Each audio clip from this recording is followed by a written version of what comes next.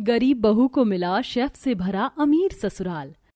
Mall के अंदर शकुंतला और पल्लवी सामान खरीद रहे होते हैं कि शकुंतला की नजर बाहर रोड पर जाती है, जहां गरीब लड़की खूबसूरत फूल बेच रही होती है। पल्लवी, ये मुझे बहुत अच्छी लग रही है, ये मेरे वरुण के लिए एकदम ठीक रहेगी। माँ पागल हो गई हो क्या? भैया के लिए आपको लड़कियों वाली ड्रेस अच्छी लग रही है? ढंग से देखिए, भैया के लिए लेना है तो कुछ शर्ट देख लेते हैं। अरे डफोर, मैं इस ड्रेस की नहीं, इस लड़की की बात कर रही हूँ। वो लड़की मुझे बहुत अच्छी लग रही है मेरे वरुण के लिए। अगर मैं उसे तेरी भाभी बना लूं तो कैसा रहेगा? क्या माँ, वो फूल बेचने वाली गरीब लड़की? चेहरे से तो अच्छी है, लेकिन माँ गरीब क्यों? अरे किसी अमीर लड़की को अमीर घर में लाऊंगी तो वो बस मेरी प्रॉपर्टी पर, पैसों पर दांत रखेगी। ये कम से कम ऐसी नहीं होगी। मैं इससे बात करने जा रही हूँ, तू इसकी बिलिंग करवा। शकुंतला मॉल से बाहर उस लड़की के पास जाती है जो बेहद साधारण सी लाल सूट में फूल बेचती है। उसकी एक भी फूलों की बिक्री नहीं होती। तब शकुंतला वो सारे फूल खरीद लेती है, जिससे मिताली के चेहरे पर मुस्कुराहट आ जाती है। अरे आपने तो मुझे बहुत ज्यादा पैसे दे दिए, ये बस 500 रुपए के ही हैं। कोई बात नहीं, रख लो, तुम्हारी ईमानदारी मुझे अच्छी लगी और ये फूल खरीदने के बाद तुम्हारे चेहरे पर जो मुस्कुराहट आई है वो तो मुझे और भी ज्यादा पसंद आ गई। सच बोलूं तो मैं तुम्हें अपने बेटे की पत्नी बनाना चाहती हूँ। क्या मेरे बेटे से शादी करोगी? आंटी आप ऐसे कैसे? मेरा मतलब, इसका जवाब मैं कैसे दूं? आप एक बार मेरी माँ से बात कर लीजिए। ठीक है, घर ले चलो। तब शकुंतला मिताली को अपनी 4 व्हीलर में बिठा लेती है। इतने में पल्लवी भी आ जाती है और मिताली के कहने पर ड्राइवर उसे उसके घर तक ले जाता है, जहाँ शकुंतला बिना किसी आपत्ति के मिताली की गरीब माँ से शादी की बात करती है। मिताली की माँ भी मान जाती है और 15 दिन के अंदर मिताली शादी करके अपने अमीर ससुराल आ जाती है, जहाँ फूलों से उसका स्वागत होता है। बाप रे वाह, ये मेरा इतना बड़ा अमीर ससुराल है, मैंने तो कभी सपने में भी नहीं सोचा था। वैसे शकुंतला बहू तो बिल्कुल चांद का टुकड़ा है हमारे वरुण के लिए। अजी ये तो आपने बिल्कुल ठीक कहा। अच्छा बहू, फिलहाल आराम कर लो, कल तुम्हारी पहली रसोई है तो टाइम से उठ जाना। जी माँ जी। अरे भाभी, आप सीढ़ियों से क्यों जा रही हैं? हमारे यहाँ लिफ्ट है ना भैया, आप इनको वहां से ले जाओ। हाँ हाँ। तब दोनों लिफ्ट से अपने रूम में पहुंच जाते हैं। अगले दिन सुबह उठकर मिताली पहली रसोई का खाना बनाकर डाइनिंग टेबल पर लगा देती है। माँ जी, पापा जी, मैंने आप लोगों को सर्व कर दिया है, खाकर बताइए ना कैसा बना है। बस भगवान जी, जो भी बना हो अच्छा बना हो, इतने बड़े अमीर परिवार में आकर खाना बनाया है, अंदर अजीब सी धुक धुक हो रही है। ओह नो, ये क्या भाभी, आपने चावल को सीटी में पकाया है? हाँ देवर जी, क्यों, क्या हुआ? और आपको कैसे पता चला? अरे भाभी, हमारे यहाँ के बासमती गोल्ड राइस ऐसे नहीं बनते, खुले बर्तन में पकते हैं। देखो कितना गीला है ये। और बहू, तूने दाल मखनी में मक्खन ज्यादा डाल दिया, अब इसमें इतना नमक लग रहा है कि क्या बताऊं। ये क्या किया बहू, तूने पूरी भी सही से नहीं सेकी। मुझे तो लगा था तुझे अच्छा खासा खाना बनाना आता होगा। हाँ मिताली, तुमने तो मीठे में भी सही से शक्कर नहीं डाला। मैं चीनी डाल देती हूँ जी। रहने दीजिए भाभी, ये सब करने से कोई फायदा नहीं है। आपने एक भी खाना ढंग का नहीं बनाया। ये शाही पनीर भी अच्छे नहीं लग रहे हैं। सबकी बात सुन मिताली वहीं रोने लग जाती है। मुझे माफ कर दीजिए, मैं बहुत बुरी बहू हूँ। मैंने पहली रसोई में ही सबको बेकार खाना बनाकर खिला दिया।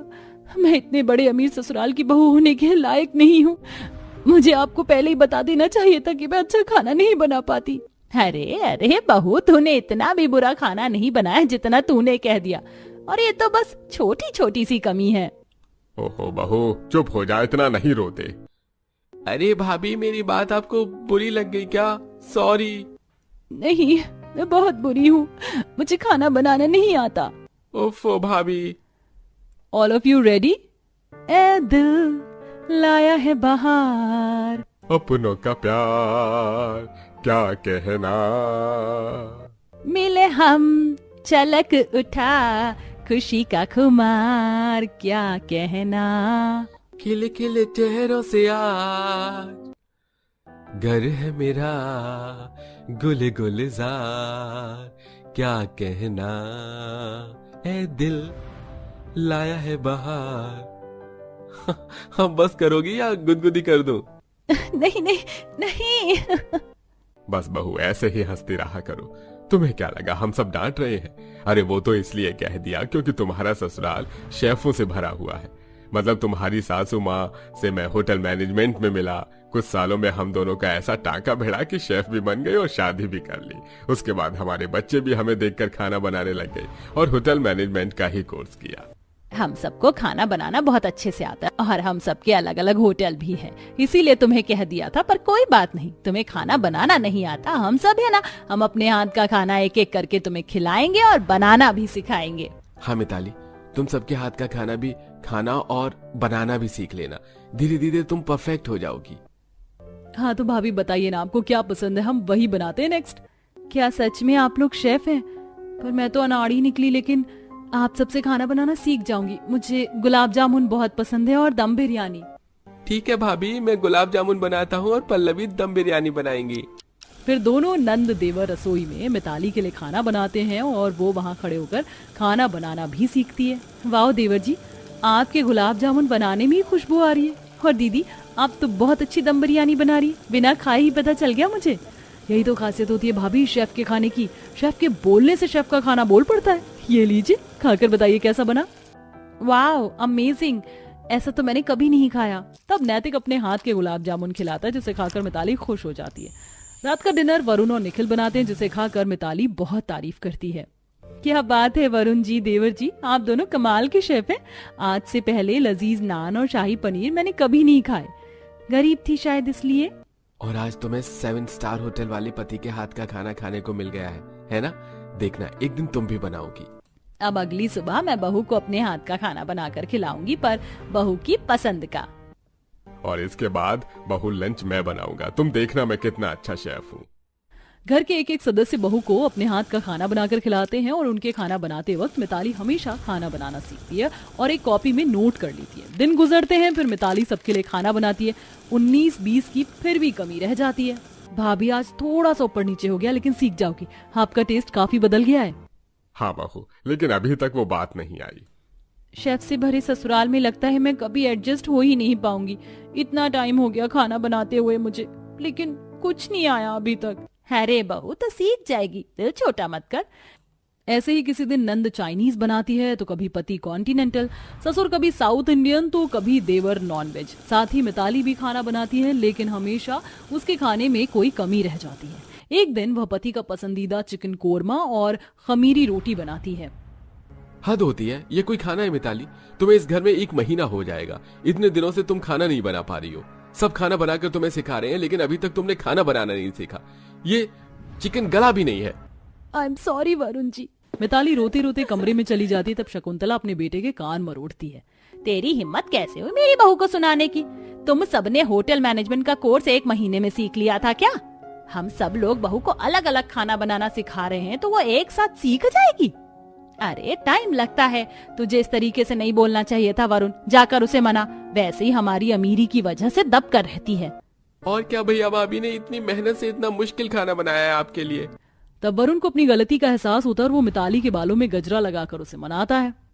सॉरी मिताली, बिना सोचे समझे मैंने तुम्हें डांट दिया। दोबारा ऐसा कभी नहीं होगा।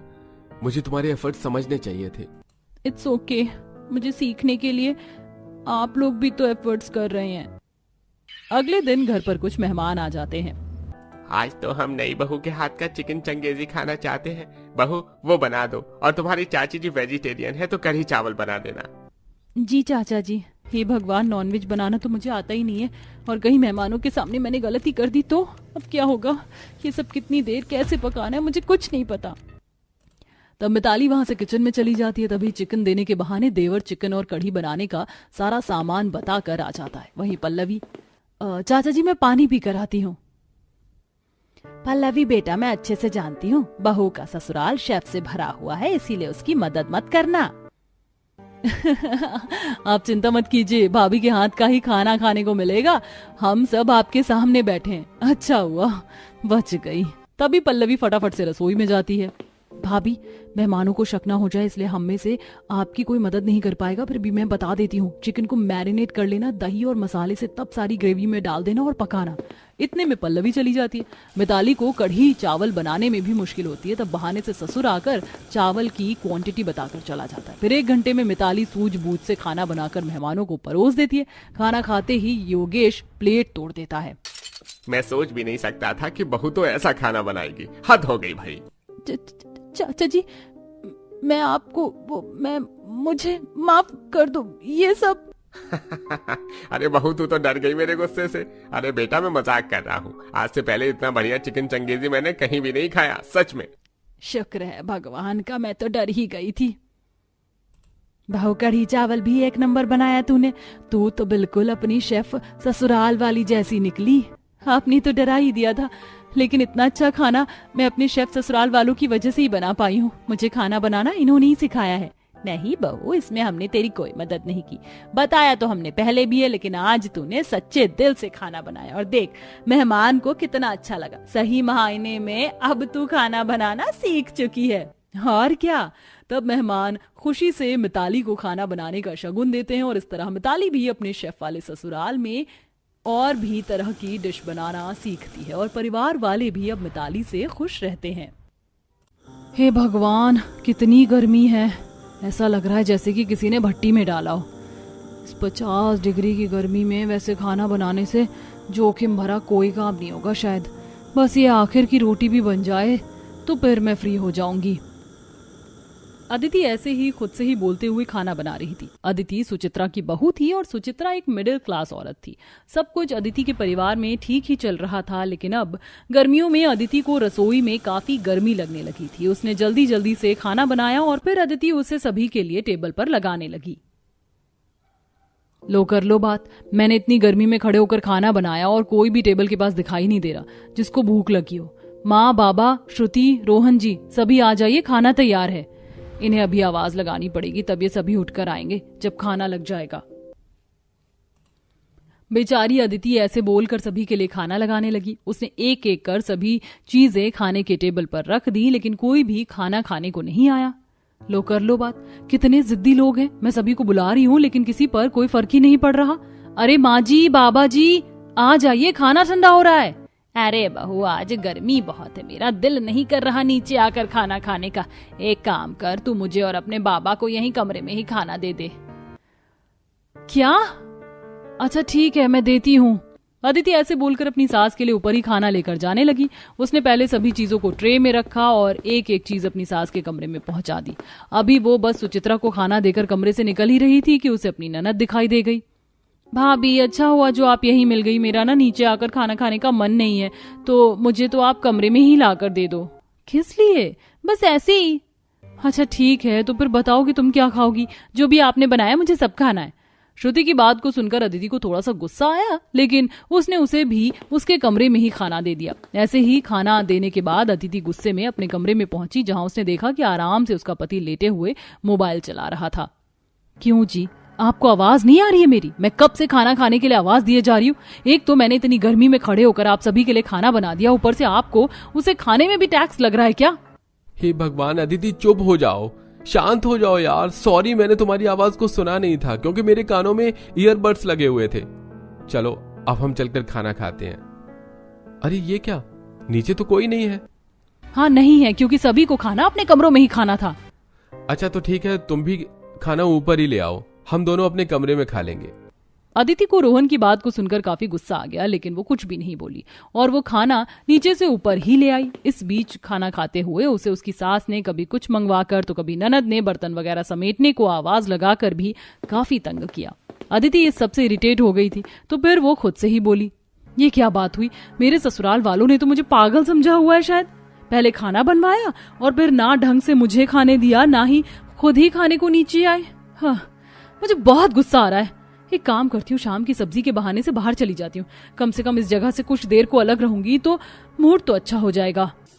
अदिति बर्तन साफ करने के बाद शाम की सब्जी खरीदने बाजार आ गई। अरे बहन सुनो जरा, साइड होना।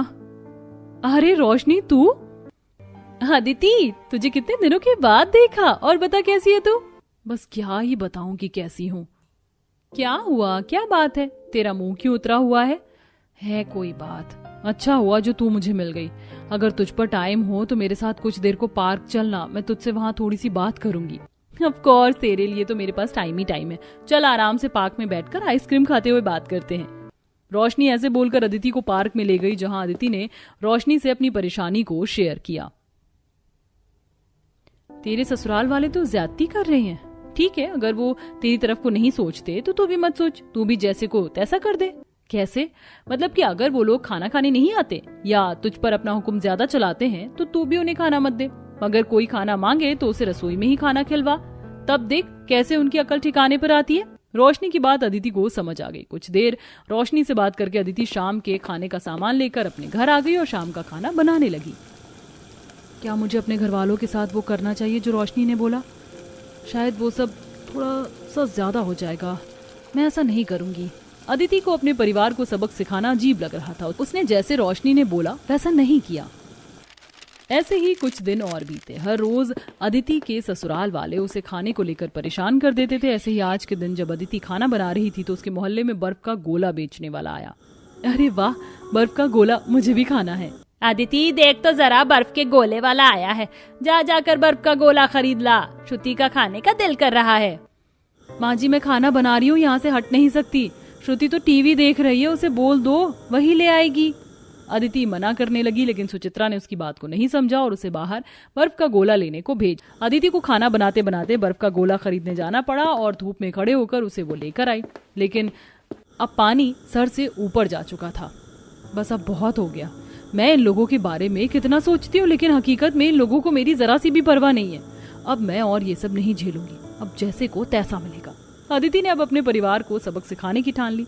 जब अदिति का खाना बन गया और दोपहर में उसका ससुर और पति खाना खाने भी आ गए, तब अदिति रसोई से निकल कर आई और आराम से सोफे पर बैठ गई। यहाँ क्यों बैठ गई है? खाना नहीं बनाना है तुझे? खाना वो तो बन गया माँ जी। बन गया है? यूं जाकर उसे टेबल पर लगा, यहाँ क्यों मंडरा रही है? टेबल पर? बिल्कुल भी नहीं माँ जी, आज खाना रसोई में ही मिलेगा। जिसको खाना हो आ जाओ। क्यों क्यों मिलेगा रसोई में खाना? बस कोई तो वजह है इसके पीछे भी। अब ज्यादा मुझसे बहस ना करें, खाना रसोई में ही मिलेगा, आकर खा लीजिए। अदिति की बात के आगे अब सुचित्रा की नहीं चल पाई। अदिति ने रसोई में ही एक कपड़ा बिछाया जिस पर उसने खाना लगाया और पूरा परिवार रसोई में ही खाने को बैठ गया। माम, रसोई में क्यों खाना खा रहे हैं? ना यहाँ कोई पंखा है ना कूलर, यहाँ तो हालत खराब हो रखी है। क्या पता यही लेकर आई है रसोई में खाना खिलवाने को। सभी की हालत रसोई में काफी खराब थी, लेकिन अदिति ने किसी पर भी ध्यान नहीं दिया। ऐसे ही दोपहर की तरह उसने शाम का खाना भी सभी को रसोई में ही खिलवाया। अरे भाई क्या बात है, आज दोपहर में भी खाना यही ही खाया था और शाम में भी यही खा रहे हैं। सब कुछ खैर तो है। जाओ माँ, मुझे नहीं खाना है यहाँ पर खाना। ना खाना हलक से उतरता है ना मुंह में डालने को ही दिल करता है। मैं तो जा रही हूँ। श्रुति ऐसे बोलकर चली गई और उसने खाना नहीं खाया, लेकिन अदिति ने उसे उसके कमरे में खाना भी नहीं दिया। ऐसे ही समय बीता। अदिति अब 2-4 दिनों से सभी को रसोई में ही खाना खिलवा रही थी। आज भी उसने रसोई में ही खाना लगा दिया था कि आज सुचित्रा भड़क कर बोली, क्या अदिति रोज का मजाक बनाया हुआ है? रोज रोज यहाँ रसोई में ही खाना लगाने को आ जाती है। क्यों खिलवा रही है ऐसी गर्मी में हम सभी को खाना? कौन सी दुश्मनी निकाल रही है? बोल, आज जो हो जाए हम लोग यहाँ खाना नहीं खाएंगे। माँ जी, बस इतने से दिनों में आप इस गर्मी से घबरा गई। मेरी आप सभी को यहाँ खाना खिलवाने की वजह थी। अब तो आपको गर्मी लग रही है, लेकिन जब मैं यहाँ खाना बनाती हूँ तो क्या उस वक्त मुझे गर्मी नहीं लगती? बोलिए माँ जी। और आप सभी, आपने तो मुझे रोबोट समझा हुआ है शायद, जिसको जैसे जहाँ बोलो वो वहां चला जाए।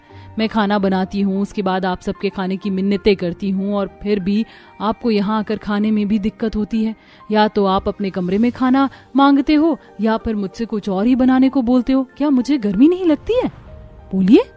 मैंने ये इसीलिए किया था कि आपको मेरी मेहनत का एहसास हो। अगर हो गया है तो फिर मैं आपको यहाँ खाना नहीं खिलाऊंगी। अदिति की बात सुनकर सभी घरवालों की नजरें शर्म से झुक गईं। अब उन्हें एहसास हो रहा था कि उनकी बहू ने कितना ज्यादा परेशान होकर एक कदम उठाया था। उस दिन के बाद फिर कभी किसी ने भी अदिति को परेशान नहीं किया। अगर वो खाना बना रही होती थी तो कोई उसे कोई दूसरा काम नहीं बताता था। और अब सभी टेबल पर आकर ही खाना खाते थे और अब सब कुछ सही हो चुका था।